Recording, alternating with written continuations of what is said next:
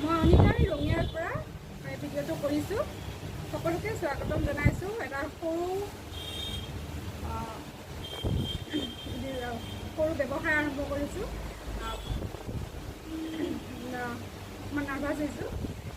যিটো ঘৰুৱা পদ্ধতিৰে বনোৱা হৈছে, ঘৰুৱা বস্তু ব্যৱহাৰ কৰি সেইটো আপোনালোকৰ লগত শ্বেয়াৰ কৰিম।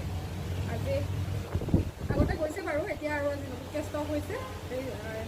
এইটো হৈছে আমৰ আচাৰ। 80 ৰুপিজত ল'ব পাৰিব। গ্লাছৰ বটল হয় এইটো 80 ৰুপিজত ল'ব পাৰিব। ঘৰুৱা যিবোৰ মছলা হয় সেইবোৰ বটি পেলাই ইয়াত দিয়া হৈছে, আৰু তেলটো খাটি সৰিয়হৰ তেল দিয়া হৈছে।